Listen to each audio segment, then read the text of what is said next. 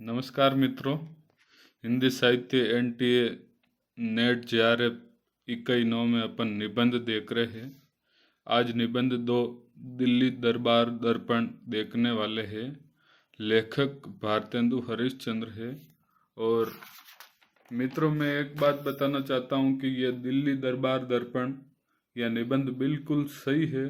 किसी के चक्कर में ना पड़े कि दिल्ली दरबार अलग है, बादशाह दरबार अलग है। वो अलग होंगे, लेकिन ये दिल्ली दरबार दर्पण भारतेंदु हरिश्चंद्र जी का ही निबंध है। इसके लिए आपको किसी भी चक्कर में नहीं पड़ना है। प्लीज़ चैनल को लाइक और सब्सक्राइब करें और कमेंट करके बताएं आपको आज का ये टॉपिक कैसा लगे। चलिए शुरुआत करते हैं।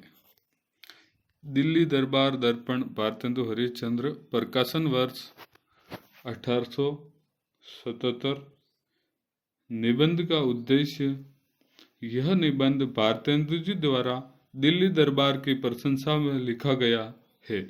उन्होंने दिल्ली दरबार की घोषणाओं से प्रफुल्लित होकर भारतीय जनता को जगाने का प्रयास किया है कि अब भारत का शासन अच्छे व्यक्तियों के हाथों में आ गया है, इससे देश का भला होगा, परंतु ऐसा नहीं हो पाता है। भारतेंदु जी शुरू में क्या होता है कि इनके चक्कर में आ जाते हैं और वह उनकी प्रशंसा में अपनी लेखनी चलाते हैं, लेकिन बाद में उनको इसका एहसास हो जाता है कि ये अपने देश को लूट रहे हैं, ये अपने देश के लिए अच्छे नहीं है, तो उन्होंने अंग्रेजों के खिलाफ भी लेखनी उठाई। लेकिन अपने को ये ध्यान रखना है कि दिल्ली दरबार दर्पण में भारतेंदु जी ने अंग्रेजों की प्रशंसा में यह लेखक निबंध लिखा है। निबंध का सारांश। यह निबंध वर्णनात्मक शैली में लिखा गया है। निबंध में दिल्ली के दरबार का वर्णन किया है, जो कि बहुत ही विशाल रूप में स्थापित दिखाया गया है। दिल्ली दरबार की रूपरेखा, उसका वर्णन उसमें किया है।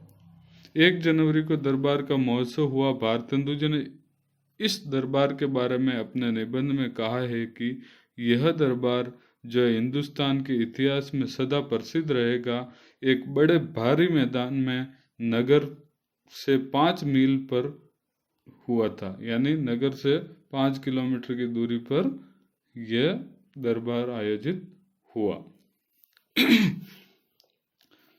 बीच में वायसराय का षटकोण चबूतरा था, जिसकी गुंबद नुमा छत पर लाल कपड़ा चढ़ा और सुनहरा रुपला तथा शीश का काम बना था।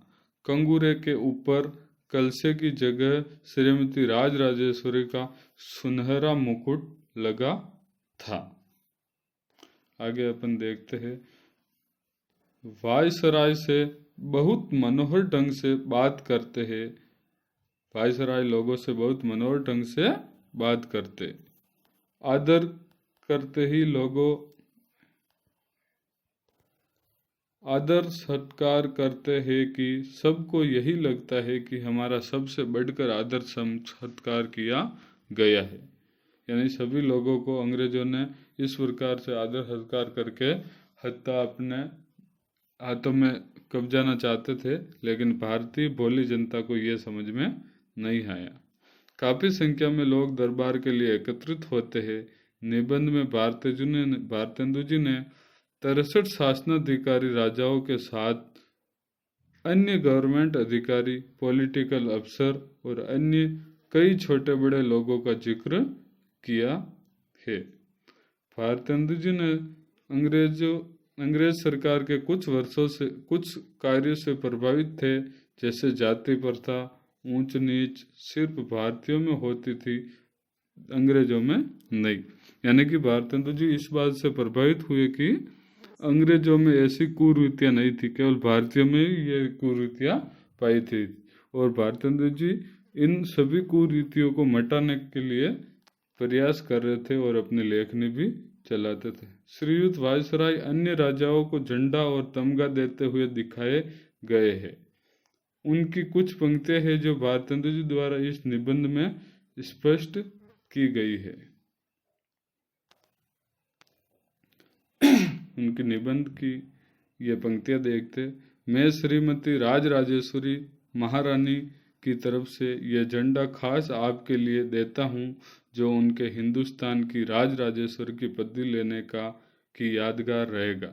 श्रीमती को भरोसा है कि जब कभी ये झंडा खुलेगा तो आपको उसे देखते ही केवल इस बात का ध्यान न होगा कि इंग्लिस्तान के राज्य के साथ आपके खैरगा राजसी घराने का कैसा दृढ़ संबंध है, वरन यह भी सरकार की यह बड़ी भारी इच्छा है कि आपके कुल के प्रतापी, प्रारब्धी और अचल देखे।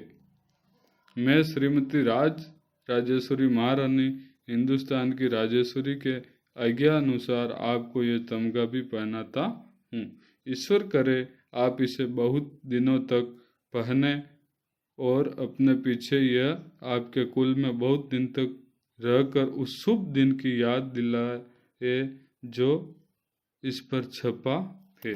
यानी कि वो उनको ये तमगा पहनाते वक्त कह रहे हैं कि आप ये तमगा पहने और उसके बाद भी आपके युगों युगों तक आपकी पीढ़ियों को भी याद रहे कि ये इस तरह का सम्मान हमारे पूर्वजों का हुआ था। इसके बाद वायसराय द्वारा ये तमगा, सोने के सिक्के आदि उपहार स्वरूप राजाओं व अंग्रेज अधिकारियों को दिए जाते हैं तथा बाद में महारानी विक्टोरिया का राजाज्ञा पत्र पढ़ा जाता है। राजाज्ञा पत्र। इस निबंध में महारानी विक्टोरिया के राजाज्ञा पत्र की कुछ पंक्तियां भारतेंदु जी द्वारा इस प्रकार दी गई है। उस राजाज्ञा पत्र के अनुसार जो 1 जनवरी 1801 ईस्वी को राजसी मुहर होने के बाद प्रकाशित किया गया, हमने यह पदवी ली। विक्टोरिया ईश्वर की कृपा से ग्रेट ब्रिटेन आयरलैंड के संयुक्त राज्य की महारानी स्वधर्म रक्षिणी, और इस एक्ट में यह भी वर्णन है कि उस नियम के अनुसार उत्तम शासन के हेतु बनाया गया था। हिंदुस्तान के राज का अधिकार जो उस समय तक हमारी ओर से ईस्ट इंडिया कंपनी को सुपुर्द था, अब हमारे निज अधिकार में आ गया और हमारे नाम से शासन हो। यानी कि वो ये कहना, इस राजाज्ञा पत्र के अनुसार ईस्ट इंडिया कंपनी के अंडर में पहले भारत सरकार का शासन था, अब वो सीधे राजराजेश्वरी के अंडर में आ गया, यानी इंग्लैंड से सीधे उसका शासन चलेगा। इस प्रकार का उल्लेख इस राजाज्ञा पत्र में हुआ है।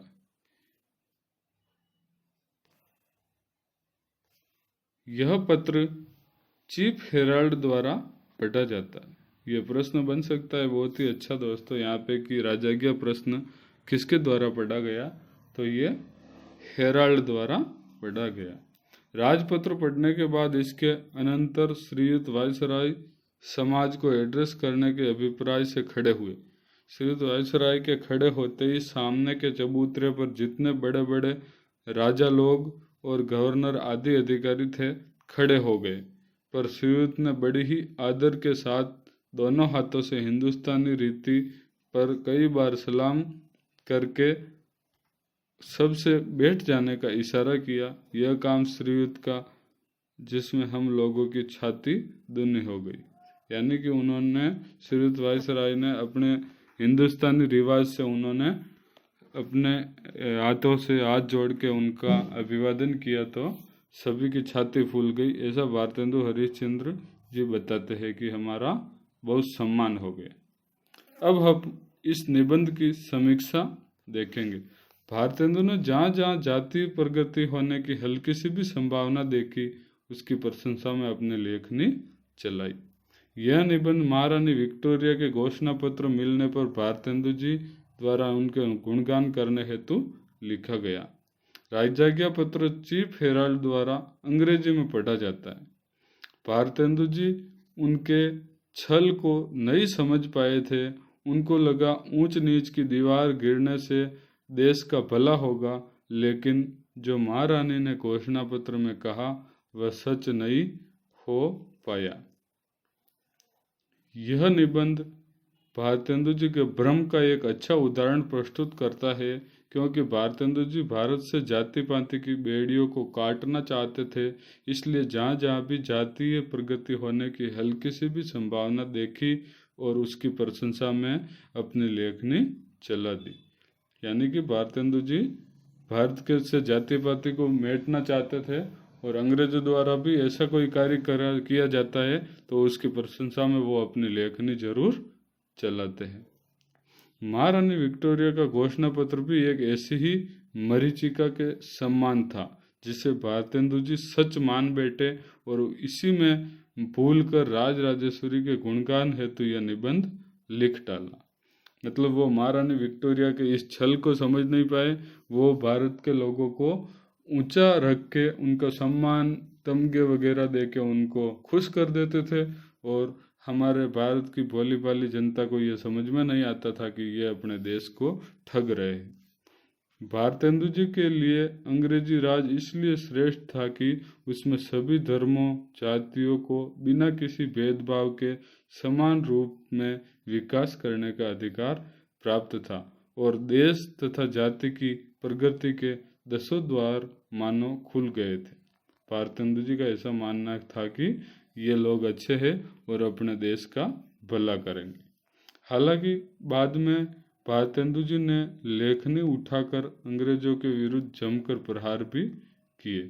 जैसा कि मैं बता रहा था पहले भी आपको कि भारतेंदु जी ने यह भ्रम में आके लिख दिया, लेकिन बाद में अंग्रेजों की सच्चाई उनके सामने आ जाती है और उन्होंने अंग्रेजों के खिलाफ भी लेखनी उठा के खूब रचनाएं लिखी। इस प्रकार से ये दिल्ली दरबार दर्पण निबंध आपको कैसे लगा? कृपया आपको पसंद आया हो तो अब मेरे चैनल को लाइक ज़रूर करें, शेयर करें और कमेंट करके बताएं कि आपको ये वीडियो कैसा लगा, ताकि मैं आगे भी वीडियो बनाने के लिए प्रेरित हो सकूं। धन्यवाद।